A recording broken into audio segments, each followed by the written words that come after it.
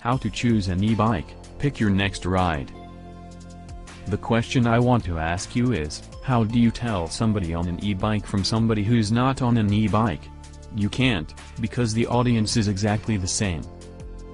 In a few moments I am going to explain the basics about how to choose your electric bike, e-bike. In a few moments we are going to talk about how to choose an e-bike. The person to ride an e-bike is virtually anybody. It could be you, or even you. It's definitely been me. There is virtually every style of bike available in the form of an e-bike, cruiser, cargo, hybrid, and even foldable. E-bikes are great for people who are trying to give up their cars, or those who might be commuting just long enough distances that it makes more sense for them to have some pedal assist versus doing it riding completely under their own power. It's also great for people who might be carrying a lot of cargo, and that could include their kiddos. E-bikes are for people who want to go faster, further, and carry more weight. There are 4 main decision points in choosing an e-bike: class, motor, battery, and features. Let's first talk about e-bike classes. There are 3 basic classes of bike: Class 1, pedal assist to 20 miles per hour, Class 2, pedal assist to 20 miles per hour plus throttle mode, and Class 3, pedal assist up to 28 miles per hour. Class 2 is actually a throttle assist, meaning that you are going to have a motorized bike for all intent and purposes, and they are more restrictive in their use. The clear difference between Class 1 and Class 3 is where that pedal assist stops.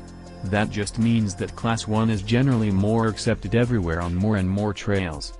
Whereas, Class 3, you might still have some restrictions, primarily in mountain biking, but not exclusively so. You want to check in with your local authorities to make sure that your bike is permitted on community trails. Now let's talk about motors. Motors generally come in 2 types, either placed in that bottom bracket called a mid-drive motor, or they'll be located in either the front or the rear hub, so a hub drive motor. The difference between these generally is that a mid-drive is going to feel a little bit more balanced and mirror your natural pedal stroke, and hub drive motors, depending on where they're located, will tend to feel either more push or pull. When you're considering whether you might want a mid-drive motor, the things to consider are again, the placement of the motor, and the fact that it frees your wheels up to make them easier to maintain. If you have flats, for example, it is a lot easier to pull your wheels off and change the flats yourself. In addition, mid-drive motors work with your gearing system, which allows for more efficient use of your battery.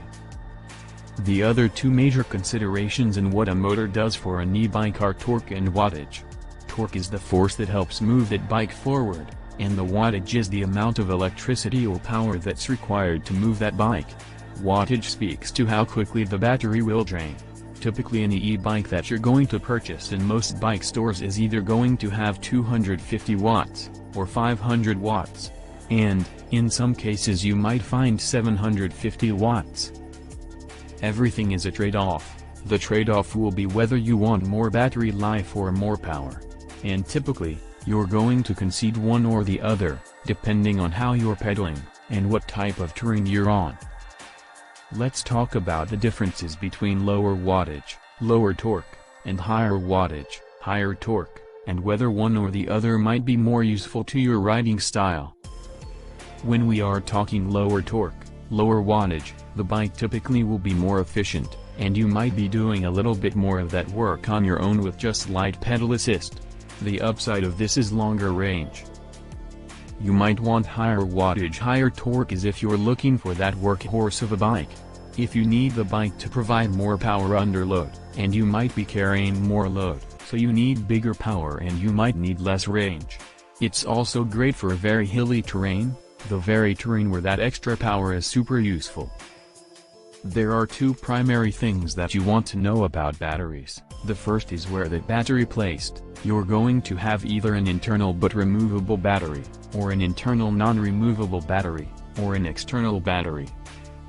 The pros and cons of these are that, clearly in an internal battery, whether it is removable or not. An internal battery makes for cleaner lines on the bike, and makes everything look and feel a little bit more like a regular bike. And it allows you also the option for some braze-ons where you can actually still attach a water bottle cage, for example. An external battery will be more easily removable, and typically more easily exchangeable, and they can be placed in several different areas on the bike.